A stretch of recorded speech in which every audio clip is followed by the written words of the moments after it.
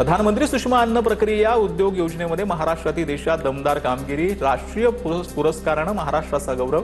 उद्योग मंत्री चिराग पासवान यांच्या हस्ते राज्याचे कृषी मंत्री दत्तात्रय भरणे यांनी हा पुरस्कार स्वीकारला। आमदार मुरजी पटेलांकडून अंधेरीमध्ये युवा संवाद कार्यक्रमाचं आयोजन। खासदार श्रीकांत शिंदेंची कार्यक्रमाला हजेरी, कार्यक्रमाला तरुणांची हजेरी। पण तुमच्यासारखं नेतृत्व मी बघितलेलं नाही। रात्री 2 वाजता फोन करतो, तुम्ही आमचा फोन उचलता, आमचं काम करतायत, याच्यापुढे म्हणून मी तुमचं काम करू शकतो।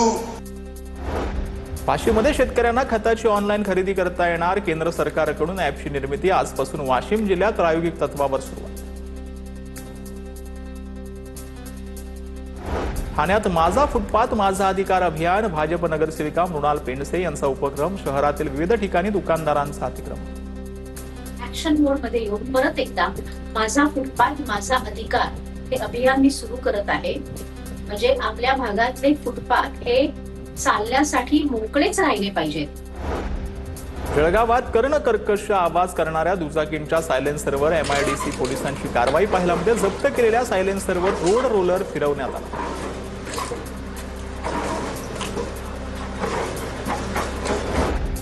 कोरडा दुष्काळ जाहीर करण्याच्या मागण्यांसाठी जालन्यामध्ये शेतकरी आक्रमक झालेत। अंबड चौफुली परिसरात जोरदार घोषणाबाजी देण्यात आली। काही काळ रस्ता रोको करून जोरदार घोषणाबाजी करण्यात आली।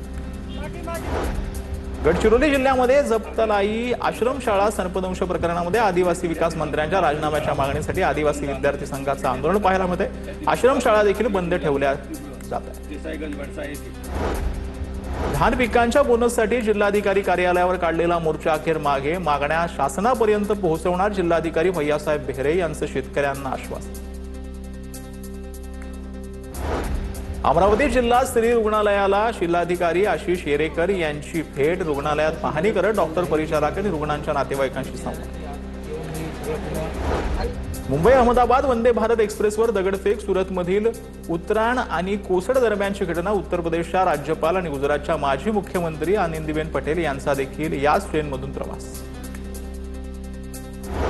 कल्याण पूर्वेमध्ये स्मशानालगतच्या गटारामध्ये 65 वर्षीय वृद्धाचा मृतदेह आढळला। घातपात की नैसर्गिक मृत्यू याचा पोलिसांकडून सखोल तपास। चित्रपट दिग्दर्शक कुकू कोहली यांचं वयाच्या 77व्या वर्षी निधन। फूल और काटे, हकीकत, जुलमी सारख्या चित्रपटाच्या दिग्दर्शनासाठी कुकू कोहली ओळखले जातात।